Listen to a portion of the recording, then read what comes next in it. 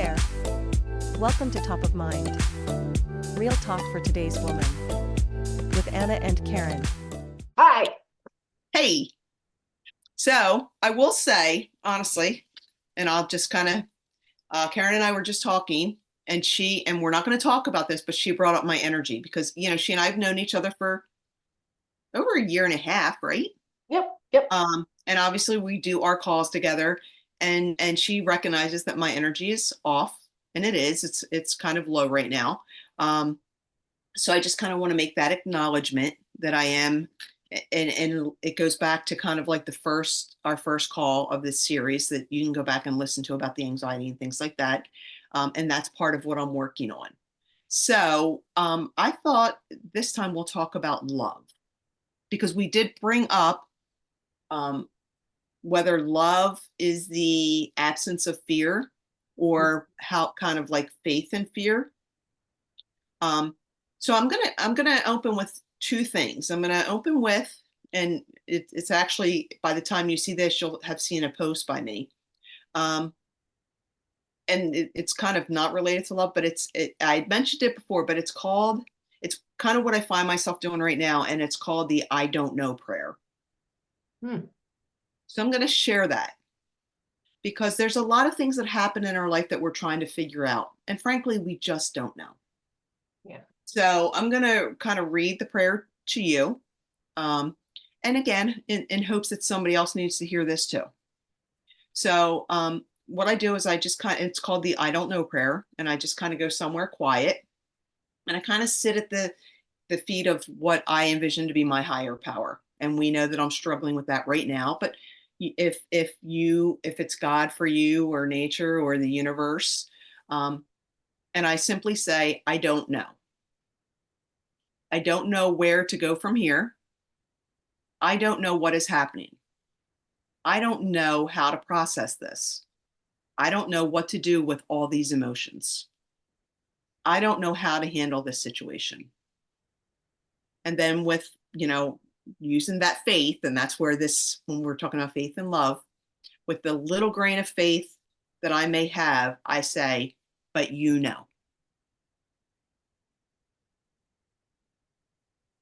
then I leave it there.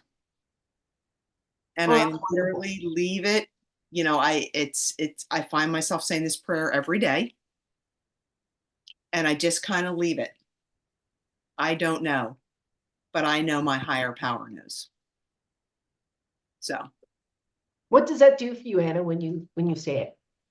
I think it helps me because sometimes we talk about that little thought in here and needing to know the answers, or and that's really the brain that feels like we need to know everything. And the fact is we just don't. And I think that allows me to let go. That gives me the acceptance that I just don't know, but I do know that my higher power, the universe knows.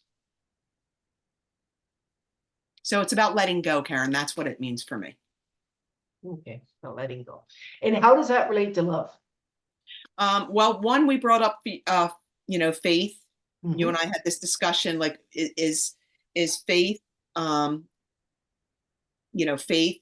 I said, you either have faith or fear. And you said, no, you either have love or fear, which, again, I agree with you. So that brings me to another thing I want to bring up.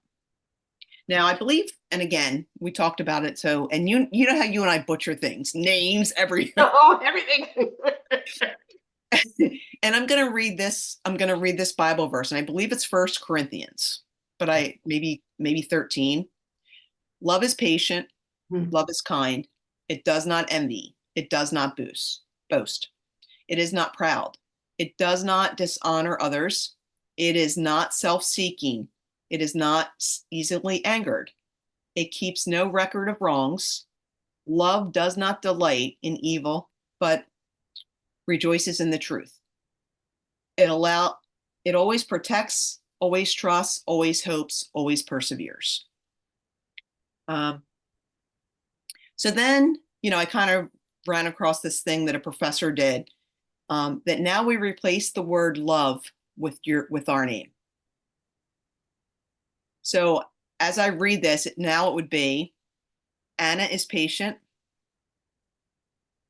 Anna is kind. Anna does not envy. Anna does not boast. Anna is not proud. Anna does not dishonor others. Anna is not self-seeking. Anna is not easily angered. Anna keeps no records of wrong. Anna does not delight in evil, but rejoices in the truth. Anna always protects. Anna always trusts. Anna always hopes and perseveres. Now, I don't know about you, but I got chills Yes. because, again, by replacing the word love with me, Mhm. and as I read through this, like with my name, like I got chills on the things that really matter to me. Can I ask you to do something? Sure, absolutely, anything. And yeah, and it has to do with that searching for spirituality. Can you read that now and substitute the word God? Sure. God is patient. That you want me to read it like that? God is patient. God is kind. God does not envy. God does not boast. God is not proud. God does not dishonor others.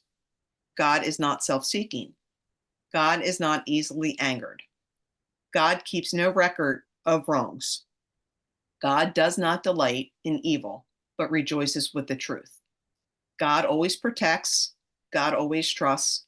God always hopes and always perseveres. See, that gives me chills. That's it. Mm-hmm. Because remember when we talked about, like I said at one point, I don't define. Like once I define it or try to define what a higher power God is to me, it falls apart. So Mm-hmm. I don't. And so when I hear that, it's kind of like that's what I envision. Energy, love, that type of thing, to be godly. That's my strive, to be godly, Mm-hmm. like that. So, but And see, yes. and I guess when I talk about love, like that really hit home to me because, and you and I have talked about like the tumultuous kind of like environment right now. So Mhm. even when I replace love with Anna, that I'm patient, I mean, that's just a reminder Yes, of, in my opinion, like if I were to say, God, this is how I should be. right. And it was actually equally powerful to put the word God in there too. Um, When I study any they are works of art, but reading anything when I'm studying it, okay, so I've been taught to put I, replace everything with I, you know? Interesting.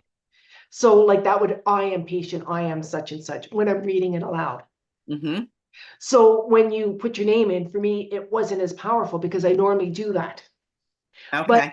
it's for the same thing. When you're reading it, you're saying, and it has to be said aloud. Don't do this in your head because Yeah. Mhm. it goes from your conscious to your subconscious. You need to hear it. Your ego needs to hear it too. But the whole thing is that by saying it, you're affirming, it's kind of speaking it into existence. So any type of self-development, I like right now I'm doing leading the field by not Napoleon Hill, Earl Nightingale. So I have a study partner and we're going through. We substitute everything for I.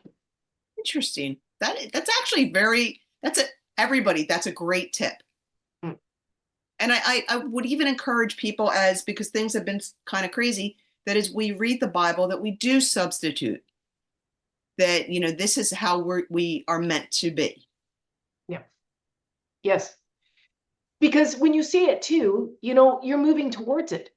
It's Hmm. that whole idea of you're speaking it into existence. It's that your RAS, that bridge from subconscious, unconscious, your conscious to your subconscious, kind of what it files and what it stores and things like that and what it needs to pay attention to. You're telling it what's important, what's to pay attention. I am patient.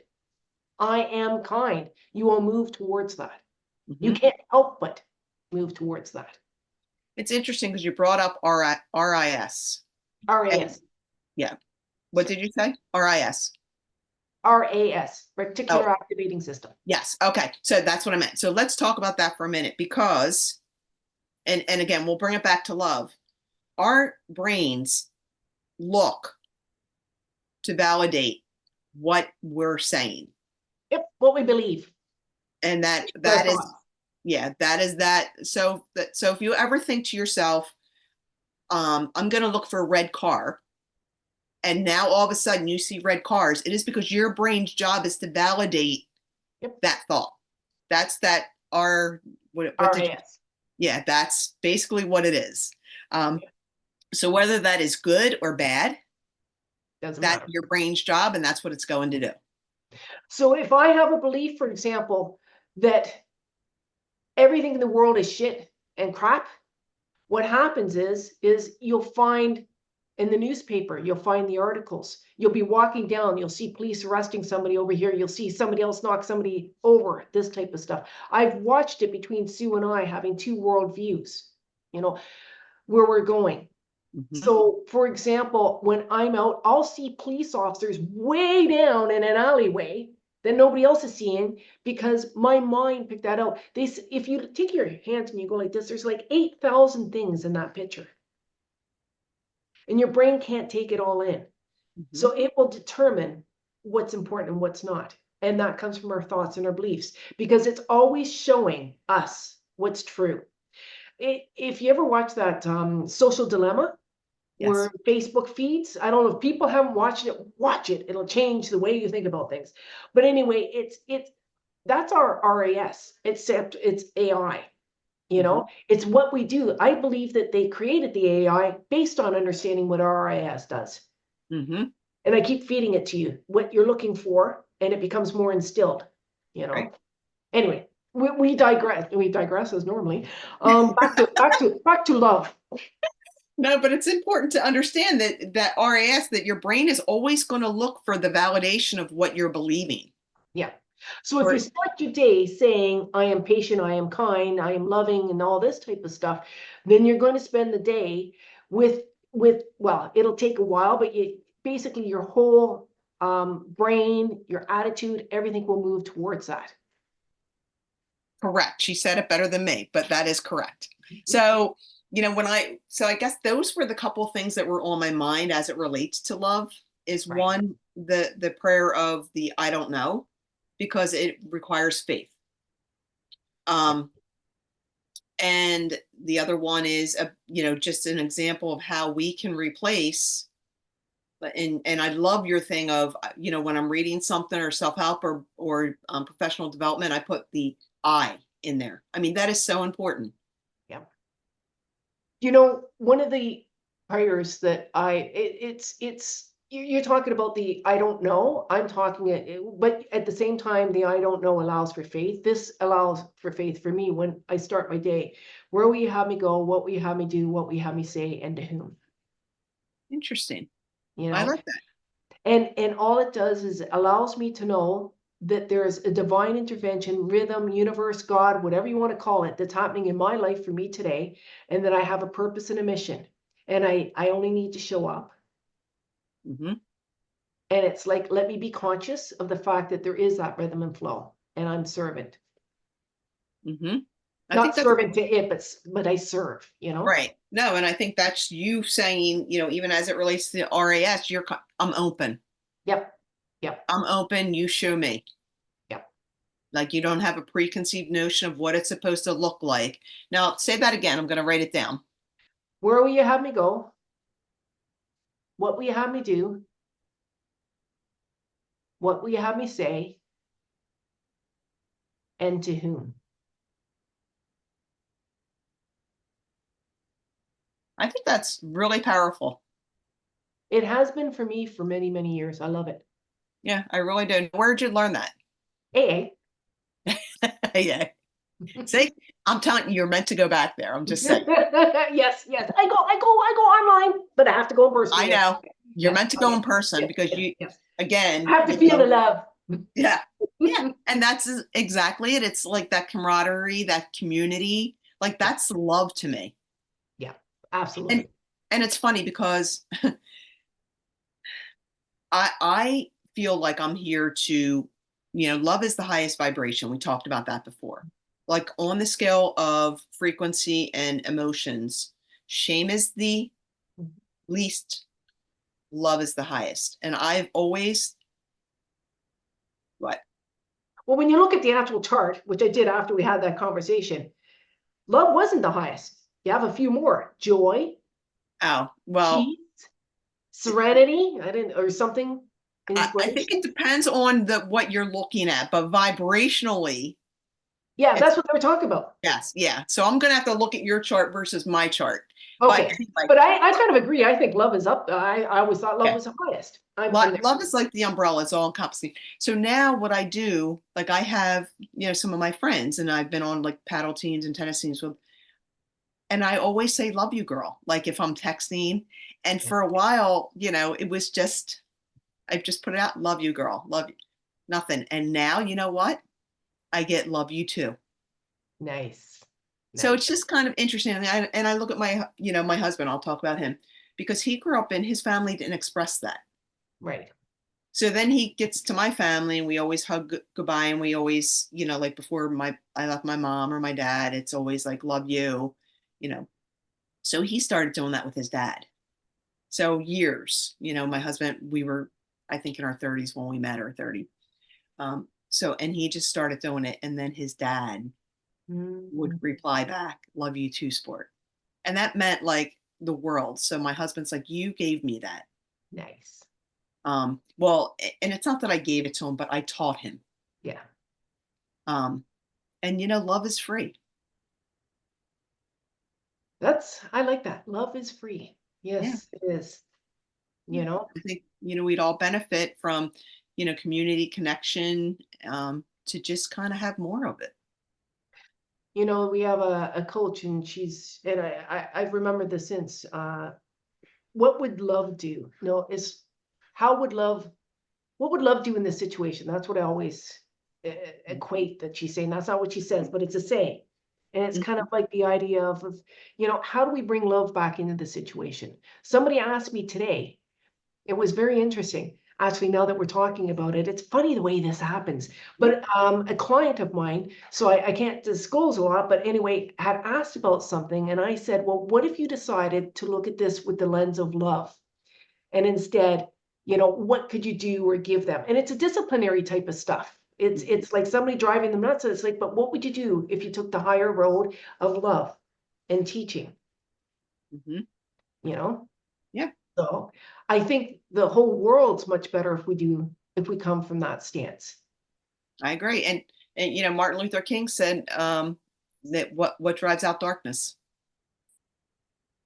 Only love. Yeah. Or what drives out hate? Only love. Yeah. So I think that's a wonderful place for us to end on. Well, wait, I have to tell you, I love you, Karen. I'm so glad you're in my world. I love you. Oh, thank you, Anna. And I love you too. And I'm so happy that you're in my world. You're so special. Thank you. So there we have a love fest. And I'm Karen Vale, a confidence and mindset coach, and I am with Anna Jennings, and I am a midlife mentor. And we appreciate your time and thank you for being here. And we love you too. And we do. Yes, we do. We love you.